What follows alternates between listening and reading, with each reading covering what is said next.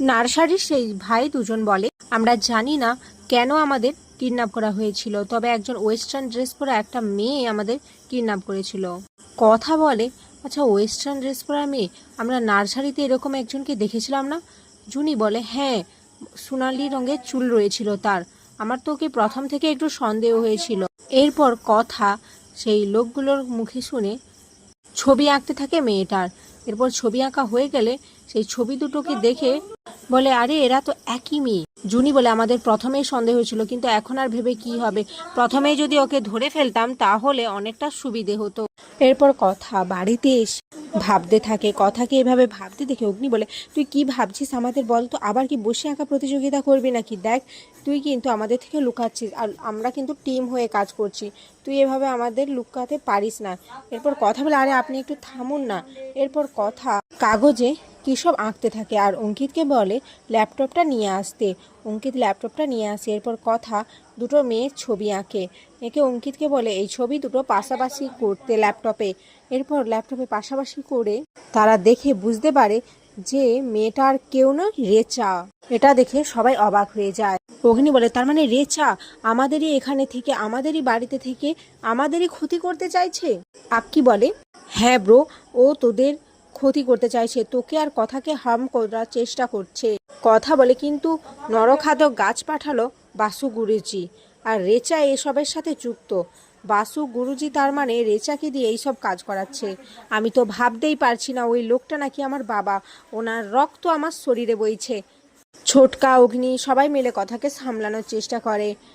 প্র্যাটি বলে, কথা কাল একবার বিনায়ক স্যারের সাথে দেখা করতে হবে, ওনাকে এই সমস্ত ইনফরমেশনটা দিতে হবে। কথা বলে, ঠিক বলেছ প্রত্যয়দা। এরপর সবাই ওই ঘর থেকে চলে যায়। অগ্নি কথার কাছে এসে কথাকে বলে, তুই এতটা টেনশন করিস না কথা, আমি থাকতে তোর কেউ কোনো ক্ষতি করতে পারবে না, আর ওই লোকটার কথা তুই আর তুলবি না। যে তোর ক্ষতি করতে চায় আমি তাকে ছাড়বো না, তাকে আমি শেষ করে দেব। পরের দিন কথা খামে করে সেই ছবি দুটো বিনায়ক স্যারের কাছে নিয়ে যায়। এদিকে রেচার পাঠানো লোক কথাকে দেখতে পেয়ে যায় যে কথা খামে করে কিছু একটা নিয়ে যাচ্ছে।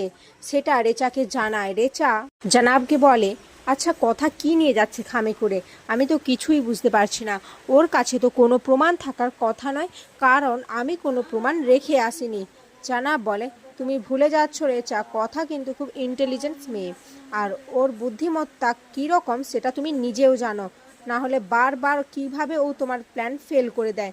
তুমি আমাকে বলো, তুমি কতগুলো প্ল্যান করেছো কথাকে মারার, কিন্তু তুমি কি একটাও কাজে লাগাতে পেরেছো? পারোনি।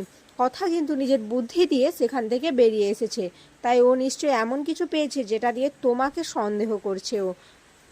এবারে আমি প্ল্যান করবো রেচা, আমার প্ল্যানে এবারে কথাকে আমরা বাজিমাত করব। ভুলে যে না, কথা আর অগ্নি এদের দুজনকে আমরা শেষ করব। ওরা দুজনেই আমাদের পথের কাঁটা, ওদের দুজনকে যদি আমরা শেষ করে দিতে পারি তাহলে আমরা কিন্তু আমাদের সমস্ত কাজ হাসিল করে ফেলবো। কথা গাছকে খুব ভালোবাসে, তাই না? এই গাছই ওর প্রাণ নেবে, এটা আমি তোমাকে বলে রাখছি। আর আমি আমার প্ল্যানটা তোমাকে জানিয়ে দিচ্ছি, খুব ঠান্ডা মাথায় প্ল্যানটা করতে হবে। অপরদিকে অগ্নি, আক্কি এরা খোঁজ নিয়ে জানতে পারে বাসু গুরুজি একজন বড় ক্রিমিনাল, যিনি ড্রাগের সাথে যুক্ত ছিলেন আর বিভিন্ন খারাপ কাজ করছেন। উনি ড্রাগ ব্যবসা থেকে শুরু করে বিভিন্ন মাফিয়া টাইপের কাজ করতেন সিঙ্গাপুরে। এসব দেখে অগ্নি বলে, এসব আমি কিভাবে কথাকে জানাবো, মেয়েটা তো এমনিই খুব কষ্ট পাচ্ছে। ছোটকা বলে, অগ্নি তোকেই সমস্তটা করতে হবে, কথাকে বোঝাতে হবে। অপরদিকে বিনায়ক স্যার ছবি দুটো দেখে বুঝতে পারে যে রেচা আর জানাব এখানেই রয়েছে, এই কলকাতাতে। এরপর বিনায়ক স্যার ঠিক করেন এই ছবিগুলো বিউটি পার্লার আর বিভিন্ন পুলিশ স্টেশনে পাঠিয়ে দেবেন। কথা ভাবতে থাকে বাসু গুরুজির সাথে রেচার কি সম্পর্ক রয়েছে, কেন বারবার বাসু গুরুজি আর রেচা একসাথে কাজ করছে, শুধুই কি লোক হিসেবে নাকি ওনারা কোনো সুতোয় বাঁধা রয়েছেন। আর এখানেই আজকের পর্ব শেষ হয়ে যায়।